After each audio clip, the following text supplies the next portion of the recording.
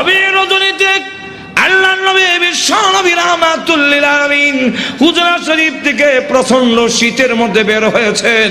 এমনি তাকায়া দেখে একজন বাঁকা হইয়া দাঁড়াইছে, সোজা হইয়া দাঁড়াতে পারে না, কাপড় এইভাবে ধরে রেখেছে। দাঁড়ায় বলেন আসসালাতু ওয়াসসালামু আলাইকা ইয়া রাসূলুল্লাহ। আল্লাহ নবী বলেন, কে রে তুমি এত গভীর রজনীতে আমাকে সালাম দিচ্ছ? আল্লাহ নবী যেই মাত্র জিজ্ঞাসা করলেন, উনি ডাকতে, হুজুর আপনি কি আমাকে চিনতে পারেন নাই? আমি আব্দুল্লাহ। আল্লাহর নবী বলেন, কোন আব্দুল্লাহ? ওগো নবীজি, কিছুদিন আগে ইসলাম ধর্ম গ্রহণ করেছি। আমার নাম ছিল আব্দুল উজ্জা, আমি আপনার নামটা পরিবর্তন করে আব্দুল্লাহ রেখেছেন, আমি সেই আব্দুল্লাহ। বলেন, আমার আব্দুল্লাহ তো ধনী বাপ চাচা, তার বাপ চাচা ধনী ব্যবসায়ী ছেলে, সকাল বিকাল কাপড় পরিবর্তন করে আসতো। আজকে তো দেখা যায় গায়ে কাপড় নাই, একটা কাপড়ের টুকরা পরিধান করা, সোজা হয়ে দাঁড়াতে পারে না, তার লজ্জাস্থান খানি হয়ে যায়, হাত দিয়ে ধরে রাখছে কোন রকমের কাপড়ের টুকরা। আল্লাহর নবী বলেন, আমার আব্দুল্লাহর এই অবস্থা কেন? শীতের মধ্যে তরতর করে কাঁপতেছে, কিন্তু কোনো কথা বলে না, কোনো ডাক দেয় না। নবী গো, অপেক্ষায় বসে আছি, কোন সময় আপনি বের হবেন? আপনার নুরানি চেহারা যদি এক নজর দেখতে পারি, তাহলে আমার অন্তরে আর কোনো দুঃখ থাকবে না। আল্লাহর নবী বলেন, কি হলো তোমার এই অবস্থা কেন?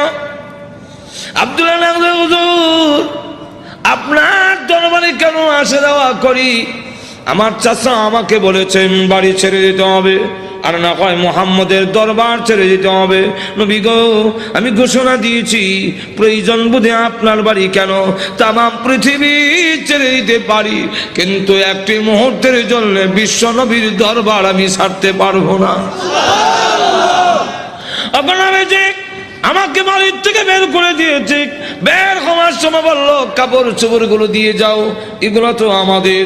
উদ্দেশ্য হইলো আমি উলঙ্গ হয়ে গেলে এটা যাব না, লজ্জায় তখন ঘরে বসে থাকবো, আপনার দরবারে আসবো না। আমি তখন আমার চাচাকে জানিয়ে দিলাম, ওগো চাচা, কাপড় হারাতে পারি, ইজ্জত সম্মান হারাতে পারি, আমি সর্বহারা হতে পারি, কিন্তু আল্লাহর কসম ঈমান হারা এক মুহূর্তের জন্য হতে পারবো না। আজকে যদি শরমের আর ইজ্জতের বয়ে কাপড়ের জন্য আমি ঈমান হারা হয়ে যাই, মৃত্যুর পরে কবর থেকে উলঙ্গ হয়ে আল্লাহর দরবারে উঠব, উলঙ্গ অবস্থায় জাহান্নামের মধ্যে দেওয়া হবে। আল্লাহর নবী আমার কাপড় চোপড় গুলো রেখে দিয়েছে।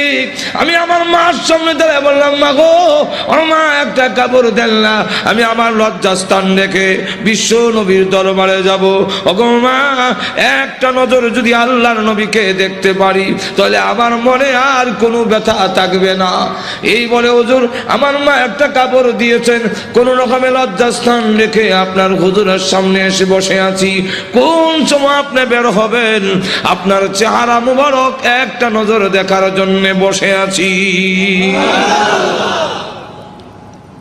নবীজি তার করুণ কাহিনী শুনে বিশ্ব নবী পর্যন্ত চোখের পানি রাখতে পারলেন। আল্লাহ নবী ডাক দিয়ে বলেন, আব্দুল্লাহ আমার ঘরে আয়, হুজুরের শরীফে আয়, এই নে আমার ব্যবহারের দুইখান কাপড় তোরে দান করলাম। নবীজির দুইখানা কাপড়, ব্যবহারের কাপড়ের দাম আছে না নাই? এরপর থেকে আব্দুল্লাহ জুল বাগাদাইন হয়ে গেল। খালি আব্দুল্লাহ না, এমন টাইটেল লাগছে।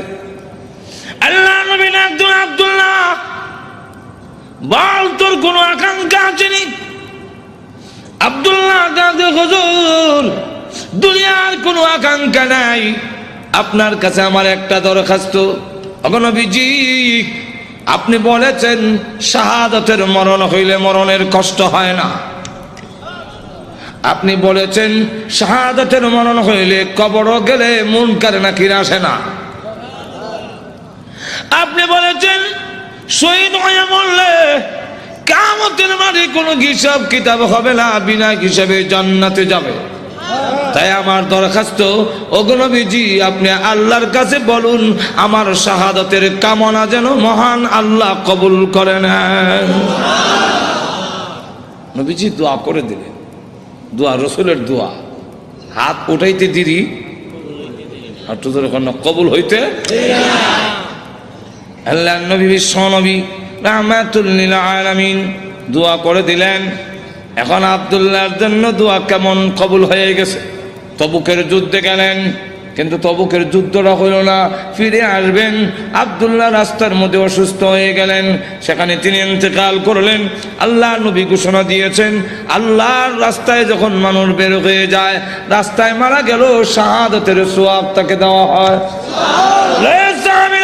আমার আব্দুল্লাহকে গোসল দাও, কাফন পড়াও, আমি নিজে জানাজার নামাজ পড়াবো। নবীজি নিজে জানাজার নামাজ পড়াইয়া লাশ যখন কবরের দিকে নিয়ে যায়, নবীজি পিছনে পিছনে যায়। কবরের পার গেলে পড়ে ডাক দিয়ে বলেন, সাহাবীরা রে, কেউ কবরে নামবে না, আমি তার কবরে নামবো। নবীজি আব্দুল্লাহ রাদিয়াল্লাহু আনহুর কবরে নামে দুই কান হাত উপর দিকে বাড়ায় দিয়ে বলেন, রে আব্দুল্লাহ, সাহাবীরা দে লাশটা আমার হাতে দে। একটু জোরে কর না, দে আমার আব্দুল্লাহর লাশ আমার কোলে ছেড়ে দে।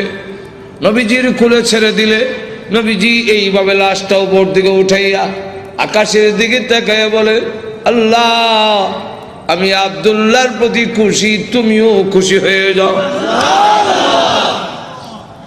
আল্লাহ এখন আব্দুল্লাহর লাশটাকে আমার কোল থেকে তোমার রহমতের কোলে আমি স্থানান্তর করতে চাই। এই কথা শুনে সাহাবীরা গইরে কবর পার কান্না শুরু করেছেন। বিশেষ করে সাদ ইবনে আবি ওয়াক্কাস রাদিয়াল্লাহু আনহু ডাক দিয়ে বলে, মাটিতে গড়িয়ে কান্না আর বলে, আব্দুল্লাহ রে, এই লাশটা তোর না হইয়া আমার যদি হতো রে, আমার ভাগ্য কত ভালো ছিল রে আব্দুল্লাহ, এই লাশ তোর না হইয়া আমার যদি হতো, যেখানে আল্লাহর নবী বলতেছেন, আল্লাহ আমি খুশি, মেহেরবানি করে তুমিও আমার আব্দুল্লাহর প্রতি খুশি হয়ে যাও।